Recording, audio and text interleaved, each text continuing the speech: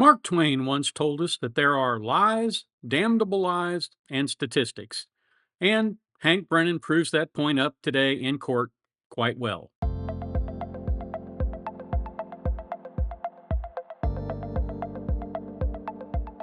Hi, Tony DeWitt here. I'm a Missouri appellate attorney, retired, and I bring you a fresh perspective on the law without offering any legal advice. So pull up a chair. This is what we're discussing today. Hank can't ask a single question without being nasty about it. Now, I don't know if you've noticed this or not, but every question has a tinge of snarkiness to it. Well, you didn't do this or you didn't do that. It isn't so much the question, it's the tone of voice combined with a hook in the question designed to make it have a little bit of a barb, to make it sting a little bit. I'll show you one good real example here.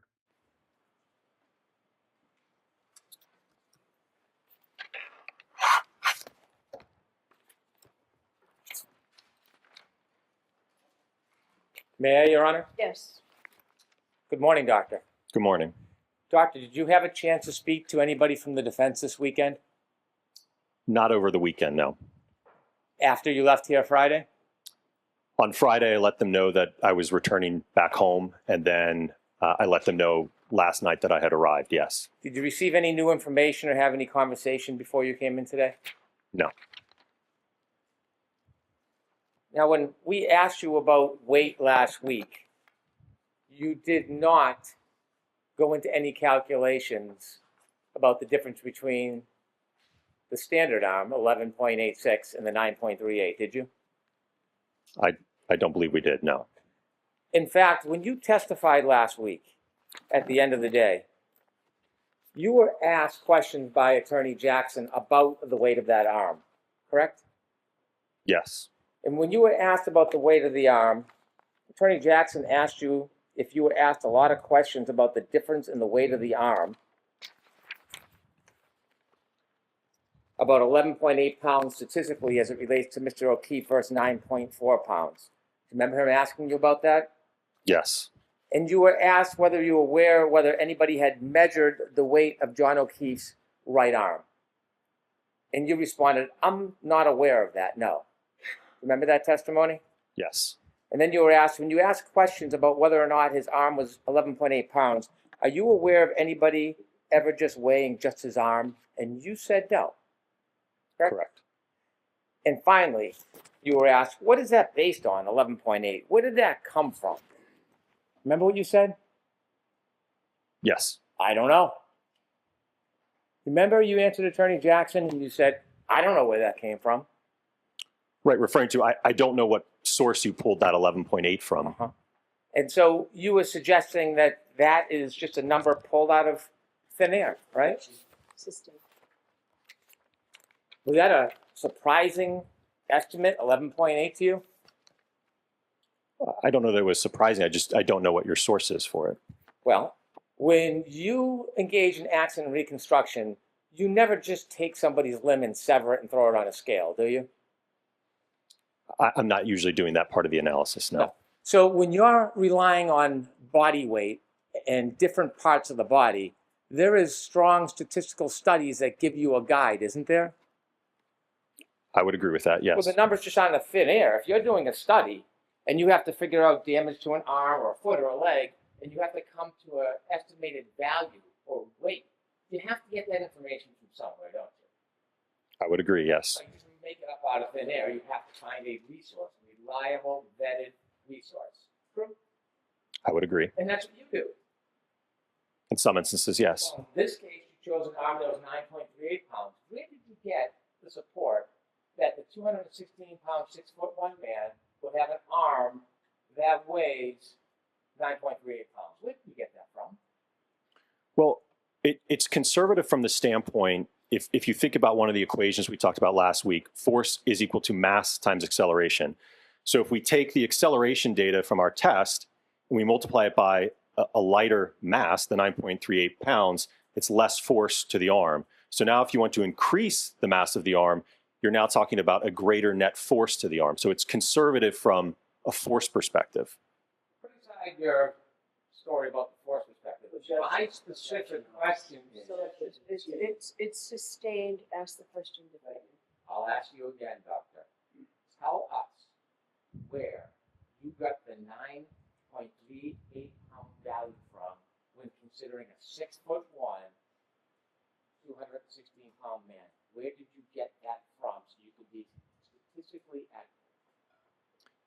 It is the mass of the hybrid three-arm. We saw the photograph that depicted the weight. Again, how you account for that when you're doing the force calculations is you would utilize the acceleration data that we measured, and then you would apply a different mass, in this case, a heavier arm. And I will note, it's the same thing that Dr. Welcher did in his drop test with the hybrid head.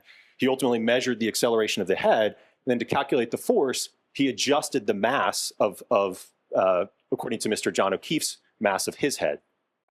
Do you hear the acid dripping from those questions? I mean, it's almost like he has no self-awareness of what that sounds like to the jury. Nobody wants to sit and listen to someone be disagreeable and disrespectful to someone over and over and over again. That's why when I have deposed or when I have cross-examined in real time an expert on the stand, I have not been ugly or snarky. I have asked hard questions, but I have not been ugly to the man personally. And the reason that I don't do that, for one, is because I believe in being kind to people even if they're lying to you. Even if they're lying to you, there's no excuse whatsoever to be an ugly, nasty person to them. Some people don't always provide, play by that rule. I have a friend who believes when you go into a deposition, the first thing you should do is punch the other guy in the nose, rhetorically speaking. I don't think that way. I think you get more flies with honey than you do with vinegar. Of course, sometimes you catch even more flies with feces, and there does seem to be a lot of that flung around in courtrooms, I have to tell you. But again, what's happening here is he is just trying to wear this guy down. This is the tone of the cross-examination for the next hour. And he just doesn't let up. It's almost impossible to listen to as he goes after this guy for things that most of us realize are just theatrics. They don't have any real substance. He tries to get into some substance in this clip. You have one paper, one study. I know the answer to this, but let me ask. You have one paper, one study to support that it is appropriate to use the 50th percentile 9.38 arm for a person who is 6'1", 216 pounds. I won't ask you again, but if you can answer this once for me. Do you have one paper, one study? So I'll take out the commentary. Can you answer that? Or answer that question, please. Sorry, can you repeat the question? You have one paper.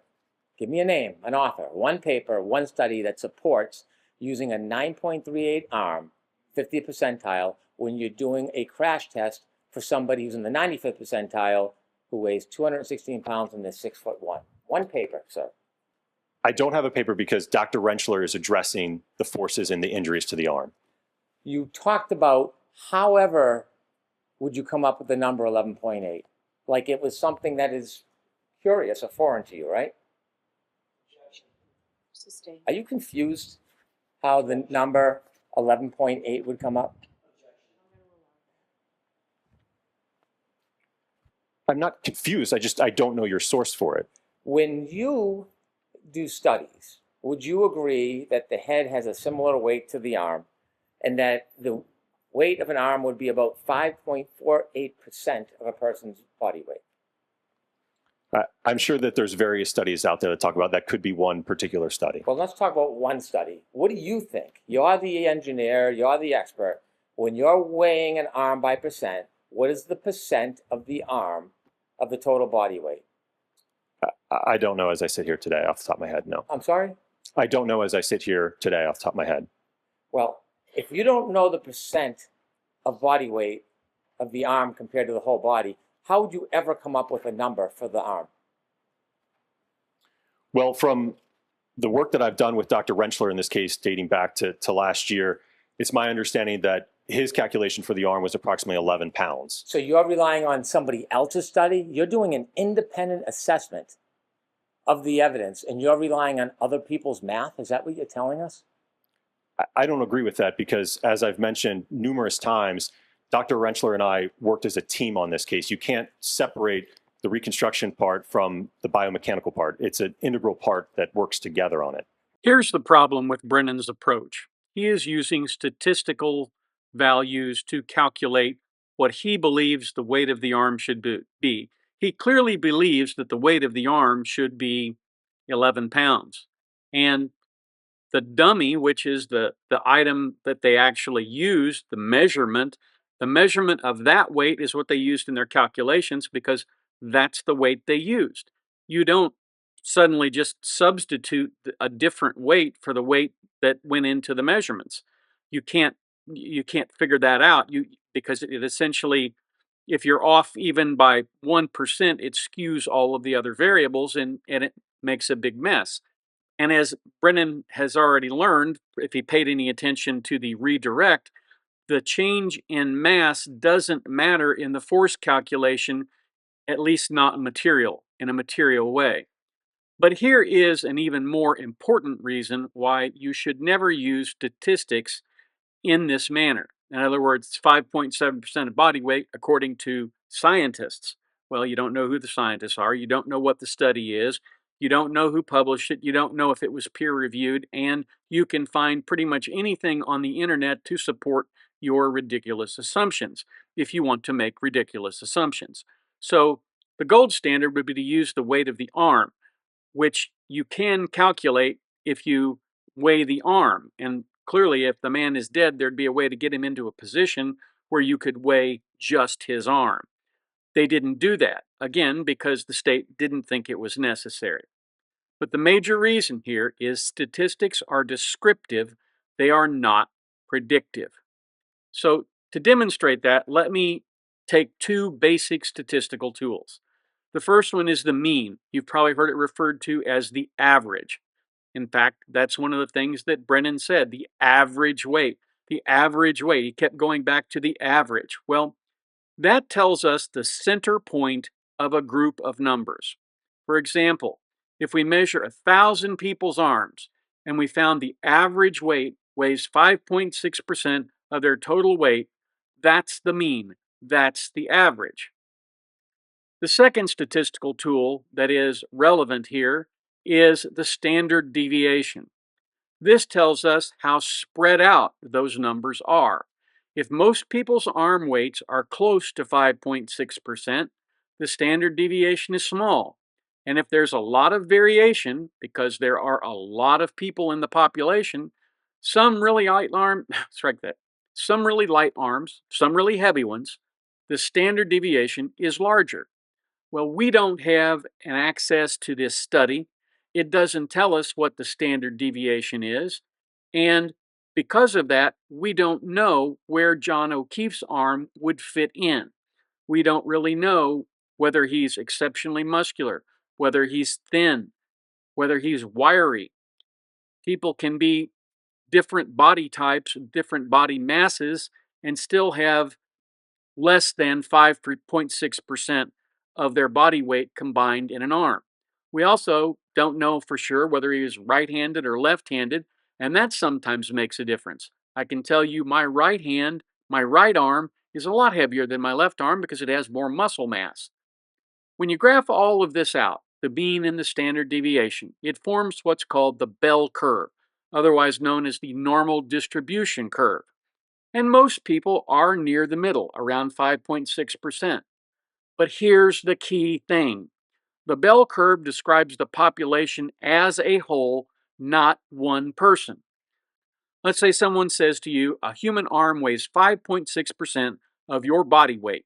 So Officer John O'Keefe's arm must weigh 5.6% of his total body weight, or roughly 11.9 pounds. That isn't how statistics work. John O'Keefe may be highly muscular. His arms might weigh more than the average, or he might weigh less. It might weigh less. It's just dependent on his body mass and how it's distributed. The reason this matters is that the statistic 5.6% is descriptive of the population as a whole, but you can't use it to predict with certainty what's true for an individual, like a muscular police officer or a child or someone with a disability. So when someone tries to use a general statistic like this to make a precise claim about one specific person, it's like saying the average American family has 1.9 kids, so you must have 1.9 kids. And that 0.9 kid is a heck of a deal, let me tell you. It's not predictive, it's an average, not a rule. And for that reason, all of this nonsense about the average and the weight and all of that stuff is just smoke and mirrors. It's designed to make it look like the expert is intentionally using a lower weight when he's using the actual weight of the dummy that was involved in the crash. This is not rocket science. This is the way the world works. And worse, Brennan knows this. He's just trying to confuse the jury because a confused mind always says no. And that's what he wants them to do. He wants them to say no to this expert. The problem with it is what he's doing is he's reinforcing the expert. He's giving the expert a chance to say, no, you're wrong. I used 9.6 because that's the weight of the arm. And in the end, between the combination of his snarky tone, his complete failure to abandon this premise after he's gone over it 6 or 7 times, this ad nauseum repetition, are off putting and they will have a negative impact on the jury, not on the expert. That's what I have for you today. I hope you found it helpful, interesting, or maybe both. If there's a subject you'd like me to discuss, please feel free to send me an email at the address above. If you like what we do, please feel free to subscribe and come on back to the beach tomorrow. I release videos every weekday, weather and work permitting. If you have the opportunity today, do a kindness for your fellow man. It makes the world a better place, one kind act at a time. And now, YouTube has some suggestions for other videos of mine that you might like.